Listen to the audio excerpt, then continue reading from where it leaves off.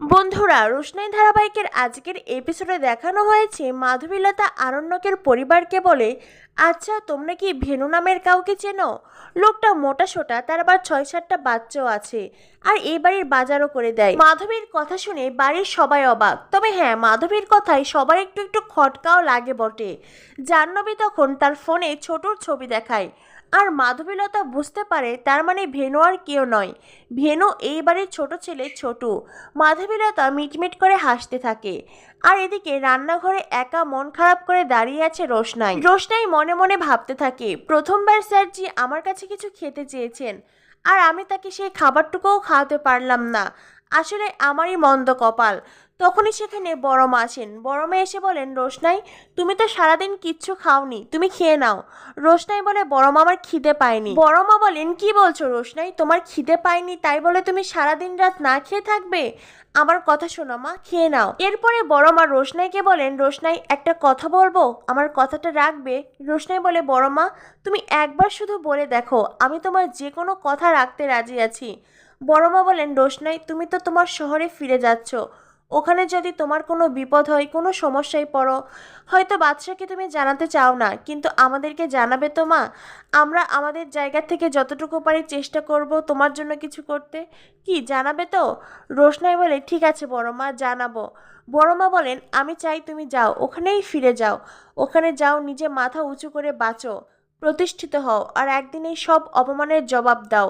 রোশনাই বলে, বড় মা ওগুলো শুধু নাটক সিনেমাতেই হয়, বাস্তবে নয়। বড় মা বলেন, বোকা মেয়ে, সিনেমা কি জীবন থেকে আলাদা হয় নাকি? জীবনের গল্প দিয়েই তো সিনেমা তৈরি। আমি জানি রোশনাই, একদিন তুমি এই সব অপমানের যোগ্য জবাব দিতে পারবে। বড় মা রোশনাইকে অনেক করে অনুরোধ করে খাবার খেতে বলে, আর ওখান থেকে চলে যান। কিন্তু রোশনাই আজ খেতে পারবে না।